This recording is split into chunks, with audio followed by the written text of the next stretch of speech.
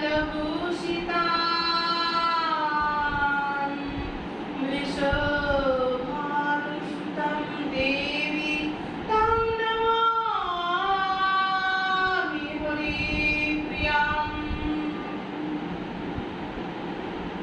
जन्मादर्श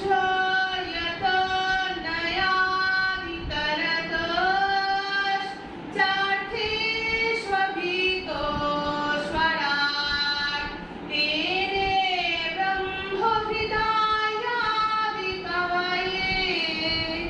मुझन्ति यत्सूरयो तेजो वारिमृदं यथा विनिमयो यत्रो त्रिसर्गो मृषा धाम्ना स्वेन सदा निरस्तकुहकं सत्यं परं धीमहि यं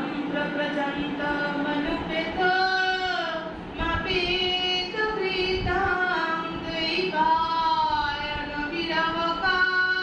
तरया जुहावो पुत्रेति तन्मयतया तनवो विनेदुस्त्वं सर्वभूतविदयां मुनिमानतस्मि त्वं सर्वभूतविदयां मुनिमानतस्मि नारायणं नमस्कृत्य नरं चैव नरोत्तमं देवीं सरस्वतीं व्यासं ततो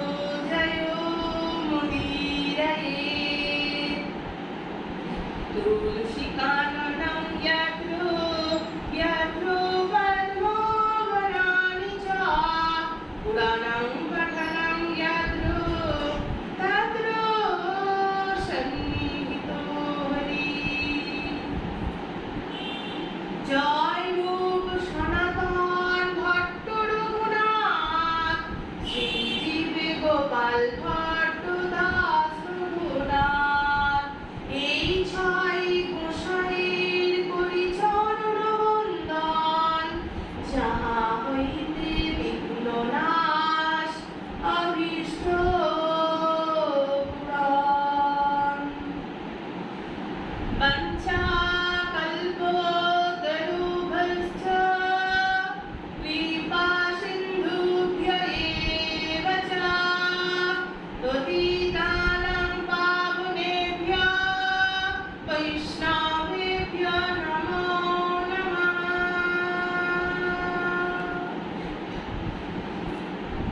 मूकं करोति वाचालं पङ्गुं लङ्घयति गिरिं यत्कृपातमहं वन्दे परमानन्दमाधवं श्रीराधामाधवम्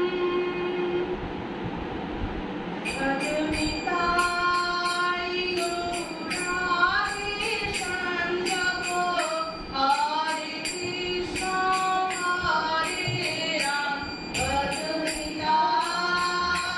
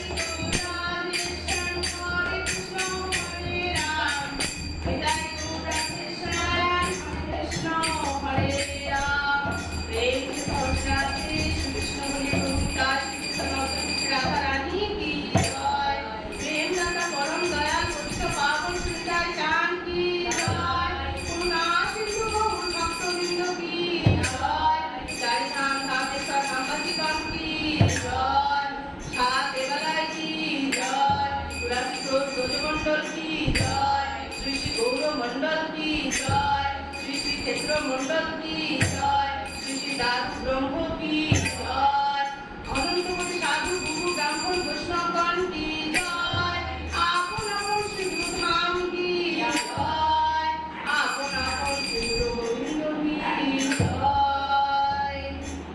জয় জয় শ্রী রাধেশ্যাম, জয় জয় শ্রী রাধেশ্যাম, জয় জয় শ্রী রাধেশ্যাম। সকল শ্রোতা বৈষ্ণব গণে আমি করি নমস্কার, সবে চরণ ধুলি দেহ মস্তকে আমার, শ্রী গুরু প্রেমানন্দে নিতাই গৌর হরি বল, শ্রী গুরু প্রেমানন্দে নিতাই গৌর হরি বল, শ্রী গুরু প্রেমানন্দে নিতাই গৌর সীতানাথ হরি হরি বল, হরি হরি বল, হরি হরি বল। শ্রদ্ধেয় বৈষ্ণববৃন্দ এবং শ্রদ্ধেয় মাতৃমণ্ডলীর শ্রীচরণে প্রণাম ও ভাগবতের শ্রীচরণে প্রণতিপূর্বক পদ্যকার বিষয়। পরম করুণ করুণালয় অহৈতুকী কৃপা মহাসাগরস্য স্বরূপ দীনানুগ্রহ ব্যাঘ্র চিত্ত প্রণত জন প্রতিপালক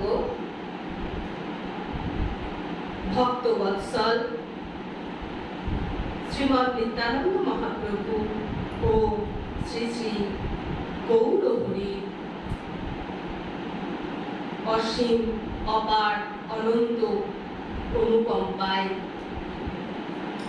বৃন্দাবন সম্রাজ্ঞী ভানু দুলারী আত্মেশ্বরী শ্রীমতী রাধা ঠাকুরানী এবং তদীয় প্রাণ বন্ধু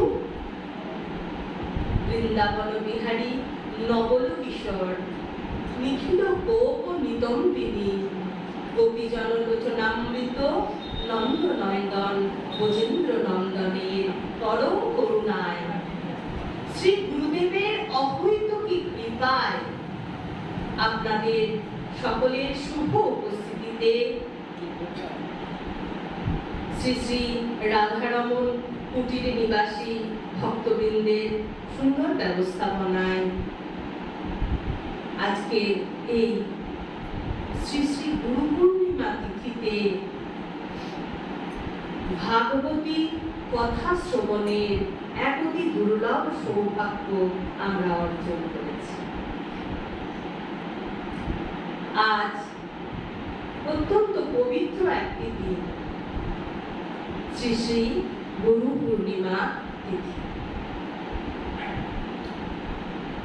এই গুরু পূর্ণিমা তিথি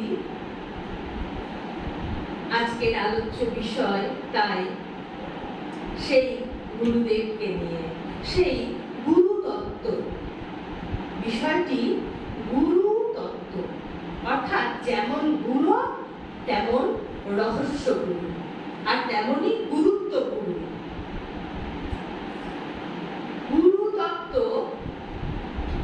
বিষয়টি দুই দিক থেকেই গুরুত্বপূর্ণ। তেমন বিষয়টি যেমন গুরু, যেমন রহস্যপূর্ণ আর তেমনই গুরুত্বপূর্ণ আমাদের জীবনে, যারা আমরা ভজন সাধনের পথে এগোতে চাইছি। কেননা শ্রী গুরুদেবের কৃপা ছাড়া ভজন সাধন পথে বাবা এগোনো যাবে না। তাই সেই গুরুতত্ত্ব বিষয়টি দুই দিক থেকেই গুরুত্বপূর্ণ। তবে গুরুতত্ত্ব প্রসঙ্গে যাওয়ার পূর্বে আমরা প্রথমে যে কারণে গুরু পূর্ণিমা তিথিটি প্রচলন হয়েছিল সেই বিষয়গুলি একটু জানব। আজকে গুরু পূর্ণিমা তিথিকে আরেকটি বিশেষ নামে আখ্যায়িত করা হয়, শ্রী শ্রী ব্যাস পূর্ণিমা তিথি। আজকের দিনে ব্যাসদেবের পূজন হয় আর সকলেই নিজ নিজ গৃহে নিজ নিজ শ্রী গুরুপাদপদ্মের পূজন করেছেন সকালবেলা। এখন এই ব্যাসদেব, তার কথা আমরা সবাই জানি। তার নাম কি না কৃষ্ণ দ্বৈপায়ন। পরবর্তীতে তার নাম হয় বেদব্যাস। প্রথমে তার নাম ছিল কৃষ্ণ দ্বৈপায়ন। এখন এই ব্যাসদেবের সম্বন্ধে ভাগবতে বলা হচ্ছে কি রকম ব্যাসদেব না বলছেন, ব্যাসদেবজির বন্দনায় বলা হচ্ছে নমস্তুতে ব্যাস বিশাল বুদ্ধে পুল্লারবিন্দ ইয়ৎপাত্র নেত্র येन त्वया भारततैलपूर्णा प्रज्वालित ज्ञानमया प्रदीप। আরো বলা হয় কি ব্যাসায় বিষ্ণুরূপায় ব্যাসরূপায় বিষ্ণবে নমাভ্য ব্রহ্মনিলয়ে বশিষ্ঠায় নমো নমঃ। ব্যাসদেব কেমন বলছেন বিশাল বুদ্ধি, অর্থাৎ যার বুদ্ধি বিশাল। বিশাল বুদ্ধি যদি না হয় তাহলে তিনি কি এত গ্রন্থ রচনা করতে পারতেন? তাই বলছে বিশাল বুদ্ধি। আর কি বললেন না তার নেত্র যুগল কেমন, তার চোখ দুটি কেমন প্রস্ফুটিত পদ্ম পত্রের ন্যায়। যেমন পদ্ম পাতা যেমন সম্পূর্ণরূপে যখন প্রস্ফুটিত হয়ে যায় তেমন সেরকম বড় বড় হয়, ঠিক সেই রকম প্রস্ফুটিত পদ্মের ন্যায়। এই বেদব্যাসজি এই ধরিত্রীতে জ্ঞানের যে প্রদীপ প্রজ্বলন করেছেন, মহাভারত রূপী গ্রন্থ, বেদ, পুরাণ, উপনিষদ এই সকল গ্রন্থ প্রদান করে জ্ঞানের যে জ্যোতি জ্বালিয়েছেন, তা যুগ যুগ চলে গেলেও তা কিন্তু নির্বাপিত হবে না, তা কিন্তু নিভে যাবে না। এমন ব্যাসদেবজিকে আমি প্রণাম। আরো বলা হলো কি বেদব্যাসজি ভগবান বিষ্ণুর স্বরূপ। ব্যাসায় বিষ্ণু রূপায়, ব্যাসদেব বিষ্ণুর স্বরূপ। তারপরে কি বলা হলো ব্যাস রূপায় বিষ্ণবে। আর ব্যাস রূপেই ভগবান বিষ্ণু প্রকটিত হয়েছে, যিনি সকলের হৃদয়ে বসবাস করেছেন। সেই ব্যাসদেব তাকে আমরা প্রণাম করি।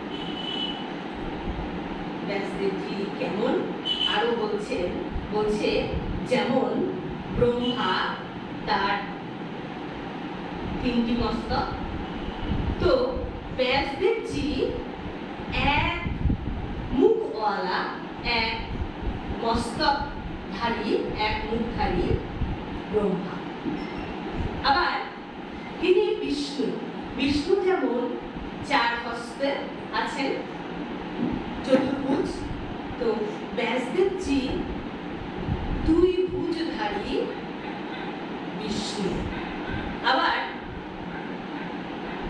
শিবের যেমন তিনটি নয়ন আছে, ব্যাসদেবজির তেমন তৃতীয় নয়ন নেই, কিন্তু দুই নয়ন যুক্ত অর্থাৎ ব্যাসদেব একাধারে ব্রহ্মময়ী, বিষ্ণুময়ী এবং শিবময়ী, এমন সেই ভগবান ব্যাসদেব, ভগবান বেদব্যাস। এ জগতে যত যা জ্ঞান বিতরণ হয়েছে, ভৌতিক আধ্যাত্মিক সমস্ত জ্ঞানের আধার ব্যাসদেব। তিনি যা বলে গেছেন তার মুখের কথায় সকলে চর্বিত চর্বণ করে চলেছে। যত বক্তা যা কথা বলেন সকলে তিনি বলে গেছেন। ব্যাসদেবজি এমনই একজন ভগবান নারায়ণের কলা অবতার। এখন একটি শ্লোক আমরা সদা সর্বদা শুনে আসছি, কি না, বাসুদেব সুতং দেবং কংস চানুরমর্দনম দেবকী পরমানন্দম কৃষ্ণম বন্দে জগদ্গুরুম। অর্থাৎ বসুদেবের যে পুত্র,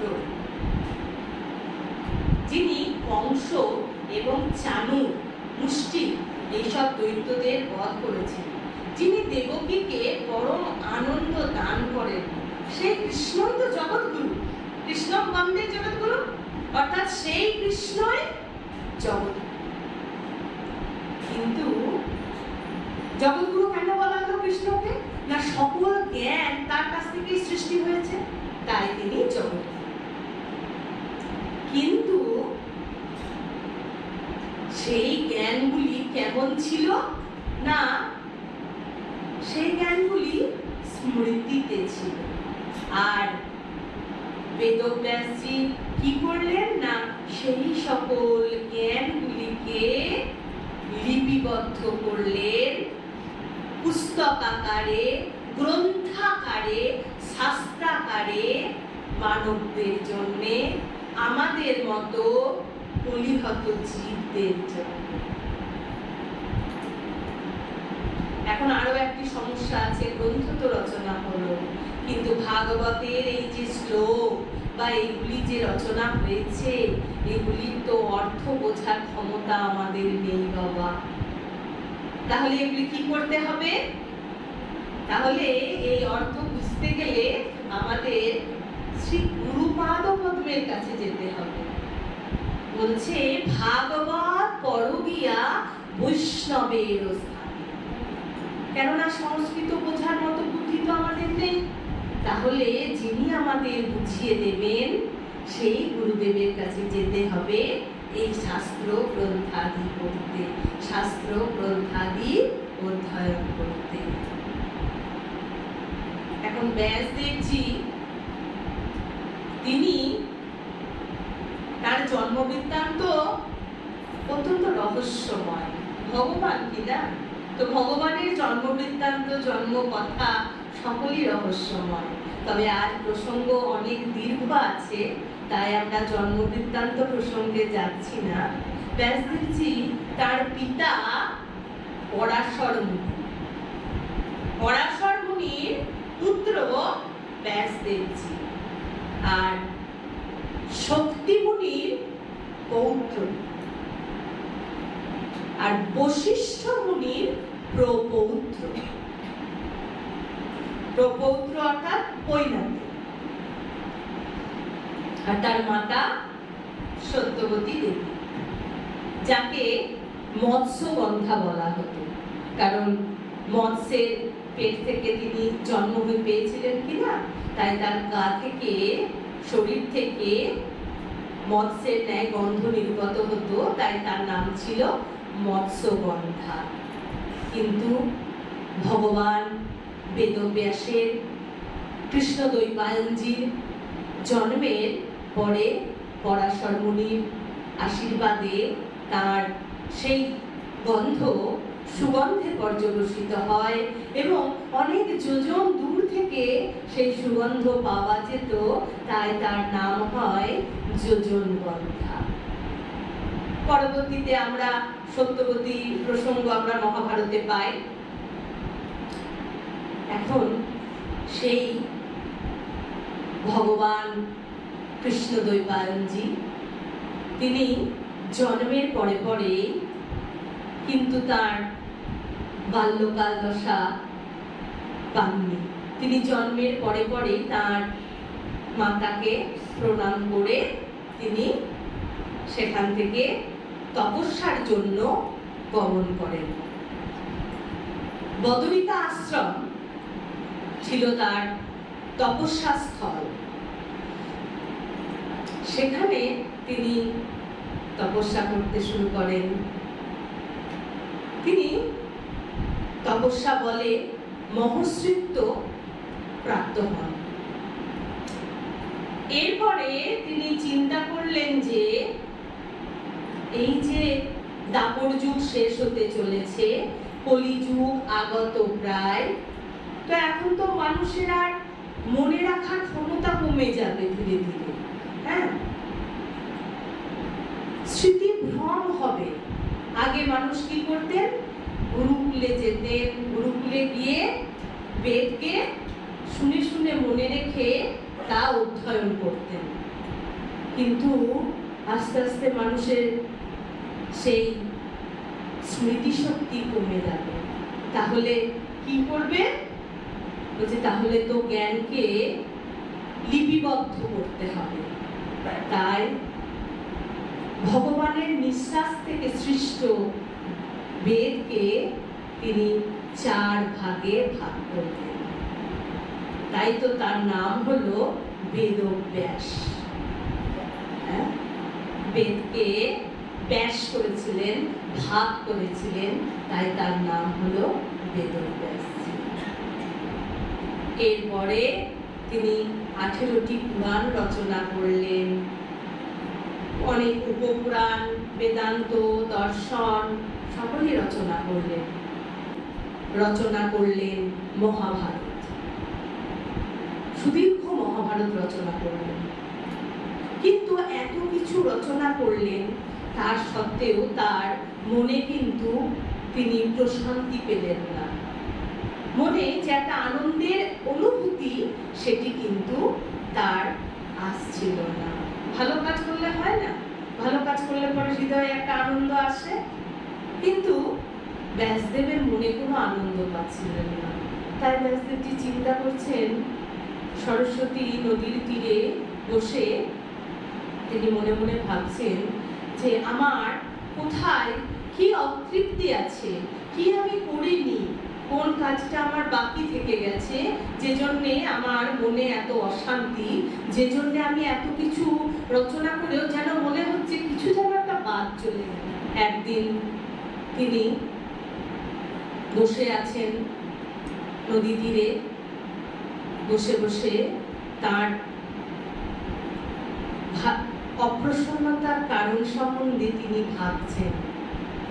ভাবতে ভাবতে তার মনে হলো হয়তোবা আমি ভগবানের ভাগবত ধর্ম, ভগবানের ভক্তির যে কথা, প্রেমলক্ষণা ভক্তির যে কথা, সেই কথা লিখিনি। তাই জন্য কি আমার মনে এত অতৃপ্তি? ভাগবতে বলছে কিংবা ভাগবতা ধর্মা না প্রায়েণ নিরূপিতা প্রিয়া পরমহংসানাম তাইব জ্ঞাচ্যুত প্রিয়া। আজ পর্যন্ত হয়তো আমি ঈশ্বর প্রাপ্তির হেতু যে ভাগবত কর্ম সকলের করা উচিত, সেই সংক্রান্ত কোনো কিছু লিখিনি, রচনা করিনি, তাই আমার হৃদয়ে এত অতৃপ্তি।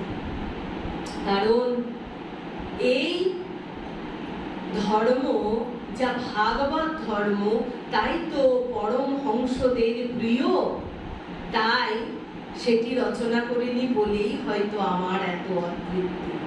এমন সময় সেখানে তার শ্রী গুরুদেব নারদ মুনিপাদ এসে উপস্থিত হলেন। নারদ মুনিপাদকে তিনি দণ্ডবত করলেন, প্রণাম করলেন, যথাবিহিত সম্মান পূর্বক তার কাছে নিবেদন করলেন যে হে নারদ মুনিপাদ, আমি তো এত গ্রন্থাদি রচনা করলাম, এত সমাজকে কল্যাণের চেষ্টা করলাম, তথাপি আমার হৃদয়ে কেন এত অতৃপ্তি? আপনি আমাকে এই অতৃপ্তি থেকে উদ্ধারের পথ বলুন। আপনি বলুন কিভাবে আমার এই অশান্ত হৃদয় শান্ত হবে। নারদজি তখন বলছেন যে হে বেদব্যাস, ভগবানের নির্মল যশকীর্তন, ভাগবত মহিমার বর্ণনা যা আপনার অনুক্ত থেকে গেছে। আপনি যে গ্রন্থ রচনা করেছেন সেখানে ভগবানের যশকীর্তন, নির্মল কীর্তন আদি, তার গুণের কথা, তার লীলা সকল কোথাও বর্ণনা করা হয়নি। বলছে নয়াত পচুশ্চিত্র পদম হরের যশ, জগৎ পবিত্রম প্রকৃণীত করিছি, তদ্ভায়সং তীর্থম উশন্তি মানসা, নয়ত্র হংসা নিরবন্ত শিকক্ষয়া। যে বাক্য তা যতই রসমধুর হোক না কেন, যতই ভাব অলঙ্কার যুক্ত হোক না কেন, যতক্ষণ পর্যন্ত তাতে ভগবানের যশ কীর্তন না করা হবে, ভগবানের গুণ কীর্তন না করা হবে, সেই বাক্য কিন্তু কাকের উচ্ছিষ্ট ফেলার স্থানেরও অযোগ্য। কাকের উচ্ছিষ্ট ফেলার যে স্থান যেরকম অযোগ্য, সেইখানে অযোগ্য। তাই কারণ সেই কথা তো যারা পরমহংস তাদের প্রিয় নয়, যারা সাধুজন, যারা মহৎজন, তাদের কাছে সেই কথা প্রিয় নয়। আবার কথা যদি সেরকম ভাবযুক্ত না হয়, রসযুক্ত না হয়, সেই রকম রস মাধুর্য না থাকে, তথাপি যদি ভগবানের গুণকীর্তন করা হয়ে থাকে, তাহলে তা কিন্তু সকলের প্রিয় হয়ে যায়। তা সকলের কাছে, বিশেষত সাধুদের কাছে তা অত্যন্ত প্রিয় হয়ে যায়। সাধুরা এই সকল বাণী শ্রবণ করেন, এই সকল বাণী কীর্তন করেন, আর এই সকল বাণী আস্বাদন করেন। তাই তুমি অচিরেই এই ভাগবত ধর্ম রচনা করো, যা মানুষের কল্যাণ করবে, যা সমগ্র জগতের কল্যাণ করবে। এই বলে নারদ মুনিপাদ সেখান থেকে চলে গেলেন। এখন বেদব্যাসজি তিনি তার আশ্রমে ফিরে গিয়ে বদরিকা আশ্রম, যেটি বদরিকা আশ্রম কেন না, বদরি অর্থাৎ কুল গাছ, কুল গাছে ঘেরা ছিল আশ্রম, তাই তার নাম ছিল বদরিকা আশ্রম। সেখানে গিয়ে তিনি ধ্যানস্থ হলেন। ভক্তি যোগের কথা চিন্তন করতে করতে তিনি ধ্যানস্থ হলেন, সমাধিস্থ হলেন। সমাধিস্থ হয়ে যখন তিনি চিন্তন করতে শুরু করলেন, সেই অবস্থায় প্রথমেই তিনি দেখতে পেলেন সরৈশ্বর্যপূর্ণ স্বয়ং ভগবানকে। স্বয়ং ভগবানকে দেখতে পেয়েছেন। স্বয়ং ভগবানকে দেখতে পেয়েছেন, অর্থাৎ তার সর্ব অবতারকে দেখতে পেয়েছেন। কারণ সম্পূর্ণ পূর্ণচন্দ্রের যখন দর্শন হয় তখন তার মধ্যে কলা অংশ সকল অবতার নিহিত আছে। স্বয়ং ভগবানকে দর্শন করেছেন মানে ভগবানের অংশ রূপ তেজ যে ব্রহ্ম তাকে দর্শন করেছেন। আবার ভগবানের কিঞ্চিত বিশেষ গুণযুক্ত যে পরমাত্মা স্বরূপ তাকেও দর্শন করেছেন। স্বয়ং ভগবানকে দর্শন করেছেন মানে সম্পূর্ণ রূপে তার দর্শন করেছেন। আর কি দেখতে পেলেন না, তাকে আশ্রয় করে যে মায়া শক্তি আছেন তাকেও দেখতে পেয়েছেন। ভগবানের শক্তি মূলত দুই প্রকার।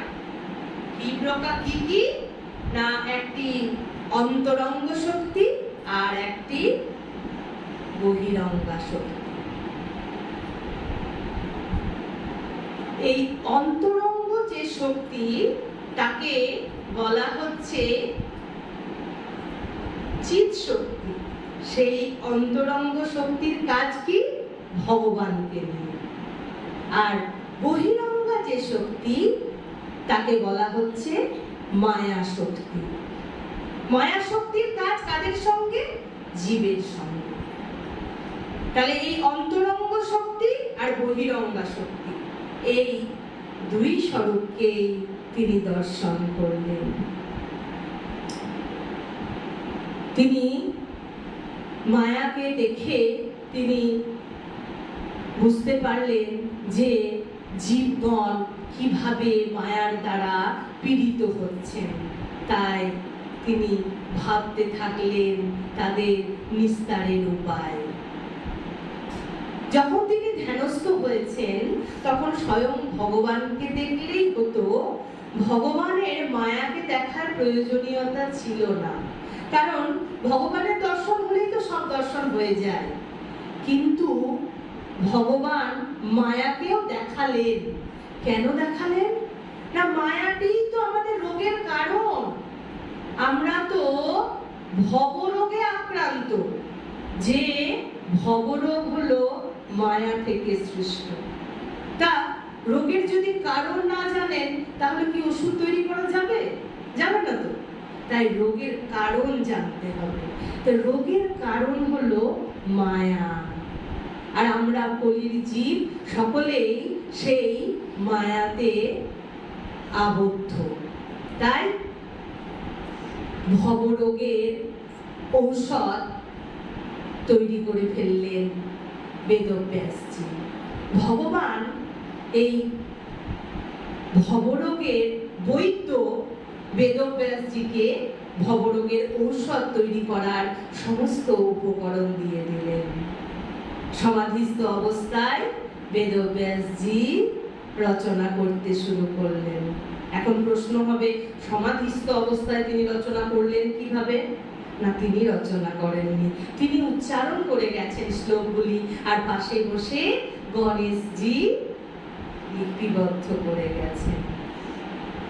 তিনি বলে চললেন বেদব্যাসজি, দ্বাদশ স্কন্ধ 335টি অধ্যায়, 16,195টি অনুষ্টুপ, দীর্ঘ, সার্তুর আর বিকৃত ছন্দ, 200টি অর্ধশ্লোক, 335টি ইতি শ্রীমদ্ ভাগবতে, 1217টি উবাচন, এই রকম করে প্রায় 18,000 শ্লোক তিনি উচ্চারণ করে গেলেন। আর পাশে বসে শ্রী গণেশজি সেগুলি লিখে গেলেন। রচনা হলো শ্রীমদ্ ভাগবতম। बोलिए श्रीमद् भागवत महापुराण की जय, श्रीमद् भागवत महापुराण की जय, श्री श्री वेदव्यास मुनि की जय, भगवान वेदव्यास जी की जय। भागवत রচনা হলো। ভাগবত কেমন বলছেন, यशां वै श्रूयमाणायां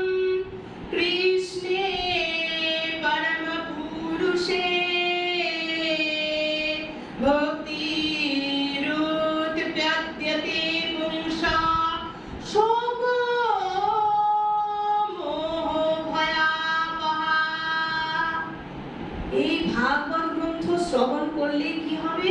বলছে পুরুষোত্তম ভগবান শ্রীকৃষ্ণের প্রতি প্রেমময়ী ভক্তি লাভ হবে। প্রেম লক্ষণা ভক্তি যখন হৃদয়ে উদিত হয়, তখন আমাদের হৃদয় থেকে ভয়, শোক, মোহ আদি দূরে চলে যায়।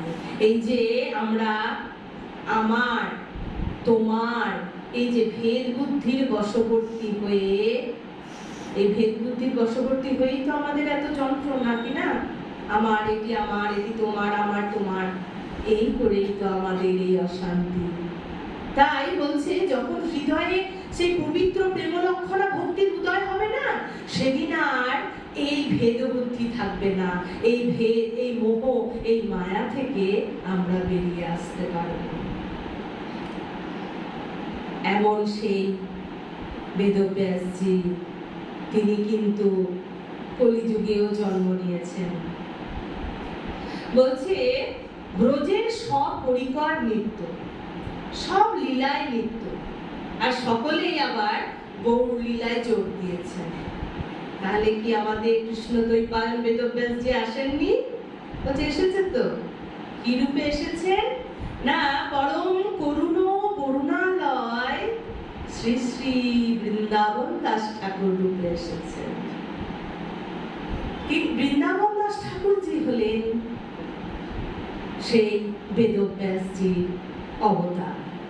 তিনি আমাদের আরেকখানি অতি পবিত্র গ্রন্থ দান করলেন, যা কিনা স্বয়ং সাক্ষাৎ গৌরহরি, আর সেটি হলো শ্রী শ্রীমৎ চৈতন্য ভাগবত।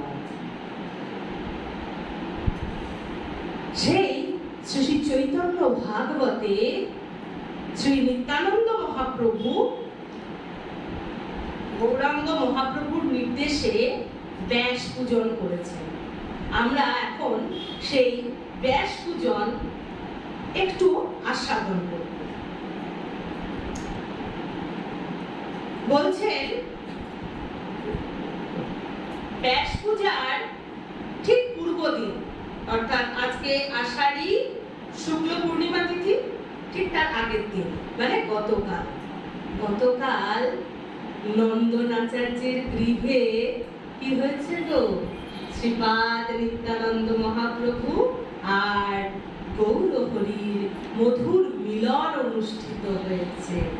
নিত্যানন্দ মহাপ্রভু খুঁজে খুঁজে খুঁজে খুঁজে অনেক তীর্থ ভ্রমণ করে গৌরহরিকে পাচ্ছিলেন না। গতদিনে সেই মিলন হয়েছে। কোথায়? নন্দনাচার্যের গৃহে। সেই মিলন রঙ্গ সকলেই দর্শন করেছে।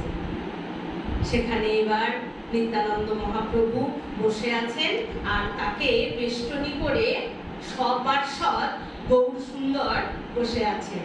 সকলেই গৌর সুন্দরের সঙ্গে যতজন ছিলেন নিত্যানন্দ মহাপ্রভুকে বেষ্টন করে বসে আছেন। মহাপ্রভু তাকে মনে করিয়ে দিচ্ছেন আগামীকাল ব্যাস পূজন আছে। হ্যাঁ, সকল সন্ন্যাসী গৃহী সকলে ব্যাস পূজন করা আবশ্যক। নিত্যানন্দ মহাপ্রভু বললেন ঠিক আছে, শ্রীবাস পণ্ডিতের গৃহে ব্যাস পূজন হবে। তারা স্থির করলেন, যেমন ভাবা তেমন কাজ। তারা স্থির করে সেখান থেকে বেরিয়ে গেলেন শ্রীবাস পণ্ডিতের গৃহে। শ্রীবাস পণ্ডিতের গৃহে গিয়ে সেখানে তারা পরবর্তী দিবসের ব্যাস পূজনের আয়োজন শুরু করলেন। এই যে ব্যাস পূজন নয়, যেন নাম যজ্ঞের শুভ দিবস কীর্তন শুরু হলো। ব্যাস পূজন উপলক্ষে যেন নাম যজ্ঞ শুরু করবেন, তাই তার অধিবাস কীর্তন শুরু করলেন পূর্ব দিবসে। চির অনর্পিত সেই প্রেম প্রকাশিতে এক বস্তু দুই ভাবে প্রকটিত, সেই প্রেম প্রকাশের শুভ মুহূর্তে শ্রী নবদ্বীপের নবপ্রতিম গৌর সুন্দর আর নিত্যানন্দ মহাপ্রভু কীর্তন রঙ্গে মেতে উঠিলেন। প্রেম দান লীলার এক নব অধ্যায়ের সূচনা হচ্ছে। হ্যাঁ, তাই তারা যেন ব্যাস পূজার ছলে নিজেদের স্বরূপকে প্রকাশ করলেন। আজ নিত্যানন্দ মহাপ্রভু আর গৌরাঙ্গ মহাপ্রভু কে এরা দুইজন? নবদ্বীপবাসী তো সম্পূর্ণরূপে সবাই জানে না, তাদেরকে তো জানাতে হবে, লোকে না জানলে চিনবে কেমন করে। তাই মহাপ্রভু চাইছেন নিত্যানন্দ মহাপ্রভুকে প্রকাশ করতে, আর নিত্যানন্দ মহাপ্রভু চাইছেন কে? মহাপ্রভুকে প্রকাশ করতে। এমন সেই লীলা। দুজনে নৃত্য শুরু করেছেন। তাদের সেই নৃত্যের পদভারে ধরণী যেন ভূমিকম্প হচ্ছে, ধরণী যেন টলমল টলমল করছে, এমন নৃত্য শুরু হয়েছে। ধরণী আজ অত্যন্ত আনন্দিত হয়ে পড়েছে। তার কতদিনের মনের বাসনা যেন আজ পূর্ণ হতে শুরু হয়েছে। এখানে বাবাজি মহারাজ সুন্দর আখর দিয়েছেন, বলছেন শ্রীবাস মনে মনে গণে রে, না জানি কোন খেলা খেলে, ব্যাস পূজার ছলে না জানি কোন খেলা খেলে। শ্রীবাস মনে মনে ভাবছেন যে ব্যাস পূজার ছলে এরা না জানি কোন খেলা খেলে।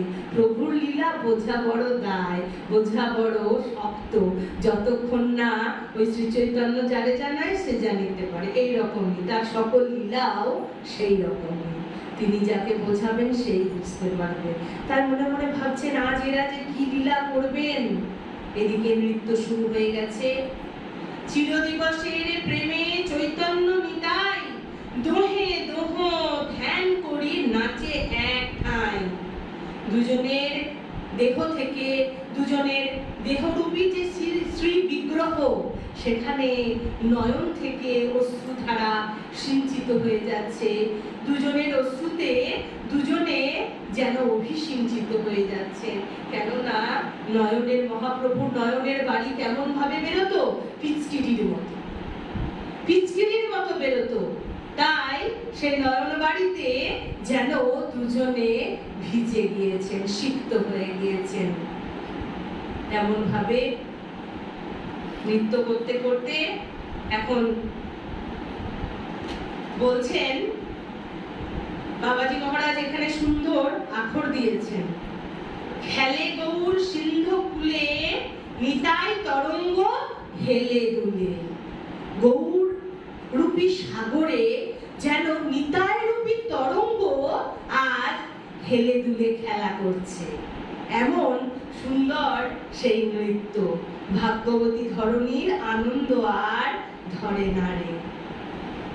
এখন মহাপ্রভু কি বলছেন? বলছে নিত্যানন্দ প্রকাশিতে প্রভু বিশ্বম্ভর, বলরাম ভাবে ওঠে খট্টার উপর। নিত্যানন্দের প্রতি শ্রী গৌর সুন্দর নির্দেশ দিচ্ছেন, ঝাঁট দেহ মোরে হল মুসল সত্তর। নিত্যানন্দ মহাপ্রভুকে প্রকাশ করবেন কে? বিশ্বম্ভর অর্থাৎ মহাপ্রভু। তাই কি বলছেন? বলরাম ভাবকে প্রকাশ করতে হবে তো। নিতাই কে? বলছে বলরাম হইল নিতাই। তাই তার সেই বলরাম, তিনি যে বলরাম সেটি লোককে জানাতে হবে। তাই কি করলেন? বলছেন যে নিত্যানন্দ মহাপ্রভুকে আদেশ দিচ্ছেন, তুমি তোমার তাড়াতাড়ি, ঝাট মানে তাড়াতাড়ি, তাড়াতাড়ি তোমার হল মুসল এগুলি নিয়ে আসো। প্রভুর আদেশ পেয়ে নিত্যানন্দ মহাপ্রভুর সেই বলরাম আবেশ হয়ে গেছে। তার সেই রকম বলরাম আবেশে তিনি যেমন কি ধরতেন, লাঙল ধরতেন না, সেই রকম তিনি নিত্যানন্দ স্থানে হল মুসল লইয়া, বারুনি বারুনি প্রভু ডাকে মত্ত হইয়া। নিত্যানন্দ মহাপ্রভু যেন মত্ত হয়ে গেছেন, তাই তিনি বারুনি বারুনি রূপে সেই কাদম্বরীর যে একখানি কাদম্বরী ফুলের যে মত্ত, কাদম্বরী ফুলের যে এক ধরনের মত্ত জিনিস, যে মদ যেটাকে বলা হয়, সেটি পান করে যেমন ভাবে তিনি আসক্ত হয়ে পড়েছিলেন, যেমন ভাবে তিনি ভাবনমত্ত প্রেমোন্মত্ত হয়ে পড়েছিলেন, সেই রকম আর নিত্যানন্দ মহাপ্রভু প্রেম বিহ্বল প্রেমমত্ত হয়ে পড়েছেন এবং ঘন ঘন তিনি মূর্ছা যাচ্ছেন, নৃত্য করছেন, আবার তিনি মূর্ছিত হয়ে পড়ছেন। এইভাবে বহু রাত অবধি তাদের নৃত্যাদি হলো। গৌর সুন্দর নৃত্য করতে করতে দেখতে পাচ্ছেন না অদ্বৈত মহাপ্রভুকে, দেখতে পাচ্ছেন না হরিদাস ঠাকুরকে, দেখতে না পেয়ে কি বলছেন? নাড়া নাড়া নাড়া রূপে সম্বোধন করছেন। নাড়া কেন বললেন গো? বলছে যার প্রেমের ডাকে বৈকুণ্ঠের সিংহাসন নড়ে গেছিল, যার প্রেমের হুঙ্কারে মহাপ্রভু এসেছেন এই ধরণীতে, বৈকুণ্ঠের সেই গোবিন্দ গোলক বিহারী স্বয়ং রাধা কৃষ্ণ মিলিত তনু গৌর স্বরূপে তিনি যার ডাকে এসেছেন, সেই গৌরানা ঠাকুর তাকেই বলছেন নাড়া, সেই অদ্বৈত মশাই। তাকে দেখতে পাচ্ছেন না, তাই নাড়া নাড়া বলে তাকে সম্বোধন করে ডাকছেন কাছে। এইভাবে রাত্রিরে যখন তাদের নৃত্য সাঙ্গ হলো, কিন্তু নিত্যানন্দ মহাপ্রভু তখনও প্রেমোন্মত্ত, তাই তাকে শ্রীবাস গৃহে রেখে বাকিরা সকলে নিজ নিজ গৃহে ফিরে গেলেন। প্রভুর রঙ্গ কে বুঝিতে পারে? নিত্যানন্দ মহাপ্রভু কি মত্ত ছিলেন, না মত্ত থাকবার ছলনা করেছিলেন? বলছে রাত্রিরে উঠেছেন তিনি, অনেক রাত্রিরে উঠে কি করলেন? কথ রাত্রে নিত্যানন্দ হুঙ্কার করিয়া নিজ দণ্ড কমণ্ডলু ফেলিলা ভাঙিয়া। দণ্ড কমণ্ডলু কে ধারণ করেছিলেন? মহাপ্রভু। গৌর সুন্দরী ছিল না দণ্ড কমণ্ডলু? তো নিত্যানন্দ মহাপ্রভু মধ্যরাত্রে উঠে হুঙ্কার করতে করতে সেই দণ্ড কমণ্ডলুকে ভেঙে ফেললেন। কেন ভেঙে ফেললেন? বাবাজি মহারাজ আকর দিচ্ছে, বলছে পরম করুণ শ্রী গুরু কৃপায় এই অনুভব হয়, এখন তো দণ্ড ধরবার সময় নয়। বলছে প্রভু আমরা তো এখন দণ্ড ধরতে আসিনি, আমরা তো প্রেম দিতে এসেছি। নয়নে দেখিবে যারে ব্রজ প্রেম দেবে তারে, পাত্র পাত্রী বিচার করবে না, যাকে দেখবে তাকেই দেবে। তাই আমরা তো দণ্ড ধরতে আসিনি, দণ্ড ধরবার সময় নয়, এই যে অহৈতুকী কৃপা করবার সময়। রাম আদি অবতারে ক্রোধে নানা অস্ত্র ধরে, এবে অস্ত্র না ধরিল প্রাণে কারো না মারিল, চিত্ত শুদ্ধি করিল সবার। তাই বলছে রাম আদি অবতারে নানা অস্ত্র ধরেছিল, কিন্তু এবার তো অস্ত্র ধরতে আসেনি, তাহলে কি করতে এসেছে? বলছে এবার তো চিত্ত শুদ্ধি করবে। কি দিয়ে? সেই ব্রজ প্রেম দিয়ে, সেই গোপী প্রেম দিয়ে, সেই চিরকালের অনর্পিত যে প্রেম, সেই প্রেম দিয়ে আজ সকলের চিত্ত শুদ্ধি করতে এসেছে প্রাণ গৌর সুন্দর। তাই তো ভেঙে ফেললেন দণ্ড কমণ্ডলু। প্রাতঃকালে মহাপ্রভু এসে যখন দেখলেন, কি করলেন তিনি? সেগুলি সব নিয়ে গিয়ে গঙ্গায় ভাসিয়ে দিলেন। হ্যাঁ, সেগুলি সব নিয়ে গিয়ে গঙ্গায় ভাসিয়ে দিলেন। শুরু হলো তাদের প্রেমদানের নতুন অধ্যায়। মহাপ্রভু আর নিত্যানন্দ মহাপ্রভু বসে আছেন। শ্রীবাস পণ্ডিত গণফুল দিয়ে সুন্দর মালা গেঁথেছেন, গেঁথে নিতাই চাঁদের হাতে দিয়েছেন। যাও এবার ব্যাস পূজন হবে, ব্যাস পূজন তো সকালবেলা হয়, তাই প্রাতে ব্যাস পূজন হবে, যাও তুমি এবার ব্যাসদেবকে এটি পরিয়ে দাও। নিত্যানন্দ মহাপ্রভু কি করলেন? সেই মালাটিকে নিয়ে গিয়ে কি করছেন? গিয়ে সেই গৌর সুন্দর চাচুর চিকুর বেশধারী গৌর সুন্দরের গলে দিয়ে দিলেন। আর যেমনি গৌর সুন্দরের গলে মালা দিয়েছেন, অমনি গৌর সুন্দর তার ষড়ভুজ মূর্তিতে প্রকট হয়ে গেছেন। গৌর সুন্দরের ভাব জেগে গেছে, তিনি তার সকলের সামনে প্রকট করেছেন। চাঁচর চিপুরে মালা শোভে অতি ভাল, ছয় ভুজ বিশ্বম্ভর হইলা তৎকাল। শঙ্খ চক্র গদা পদ্ম শ্রীহল মুষল দেখিয়া মূর্ছিত হইলা নিতাই বিহ্বল। দেখে নিতাই ভাব বিহ্বল প্রেমোন্মত্ত হয়ে মূর্ছিত হয়ে গেলেন। এমন সেই ষড়ভুজ মহাপ্রভু। মহাপ্রভু ষড়ভুজ রূপে কেন প্রকট হয়েছিলেন গো? কাকে কাকে দেখি, কি কি রূপ ছিল তার মধ্যে? বলছে শঙ্খ চক্র গদা পদ্ম কারা ধরে থাকেন? নারায়ণ। হ্যাঁ, আর এদিকে ফল মুসল বলরাম। আর ষড়ভুজের মধ্যে আছেন কে কে? ছটি হাত। ষড়ভুজ মানে ছটি হাত, ছটি হাতে ছটি অস্ত্র। আর রূপটি কি কি? রাম, কৃষ্ণ আর গৌরাঙ্গ মহাপ্রভু, এই রূপে রূপটি দেখিয়েছিলেন। হাতগুলিও কিন্তু আলাদা আলাদা বর্ণ অনুযায়ী হাত হয়েছিল। ওই ছটি হাত, ছটি হাতে আলাদা বর্ণ হয়েছিল। হ্যাঁ, ষড়ভুজ মহাপ্রভুর চিত্র যদি কোথাও পান কেউ, অবশ্যই দর্শন করবেন, প্রণাম করবেন। তাই বলছে, ওই বলেছে না, নন্দসুত বলি যারে ভাগবতে গায়, সেই কৃষ্ণ অবতারী চৈতন্য গোসাই। তাহলে ভাগবতে যাকে নন্দসুত হরি বলা হয়েছে, সেই তো, সে কে? সে আর কেউ নয় গো, সে হলো আমাদের প্রাণের গৌর হরি। সেই গৌর হরি এসেছেন স্বয়ং ব্রজেন্দ্র নন্দন শ্রীকৃষ্ণ গৌর হরি রূপে সচিমাতার গর্ভ সিন্ধু হতে উদিত হয়েছেন। আর আমরা একটু আগে পড়েছিলাম না, ব্যাসদেবের যখন পূজনের সময় শুরু করলাম তখন কি দিয়ে শুরু করেছিলাম? বসুদেব সুতম দেবম কংস চানুর মর্দনম দেবকী পরমানন্দম কৃষ্ণম বন্দে জগদ্গুরুম। তাহলে কৃষ্ণই জগৎগুরু। তো কৃষ্ণ যদি জগৎগুরু হন, তো কৃষ্ণ চৈতন্য কে গো? কৃষ্ণ চৈতন্য আমাদের জগৎগুরু। তাই তো নিত্যানন্দ মহাপ্রভু লোকের সামনে প্রকট করলেন, দেখো দেখো, এই সচিব নন্দন কে? এ আর অন্য কেউ নয় গো, এ তোমাদের সেই ওই কৃষ্ণ।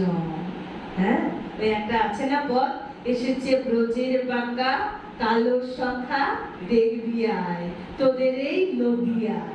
হ্যাঁ, তাই এ আর কেউ নয়, এ হচ্ছে তোমাদের সেই ব্রজেন্দ্র নন্দন কৃষ্ণ, যাকে তোমরা এতদিন ধরে খুঁজছিলে, সেই এসেছে। তারপরে ব্যাসের যা নৈবেদ্য, সপ্রভু বিশ্বম্ভর স্বহস্তে উপস্থিত সকল যারা অনুচর ছিলেন, সকল যারা প্রিয় পার্ষদ ছিলেন, সকলকে দান করলেন। এ যেন এক নাম প্রেম বিতরণ লীলার নব সূচনা হলো। ধন্য ভাগ্যবন্ত সেই শ্রীবাস পণ্ডিত, যার গৃহে এই নাম প্রেম লীলার নবলীলার নব সূচনা হলো। সেই নবদ্বীপবাসী শ্রীবাস পণ্ডিত ধন্য।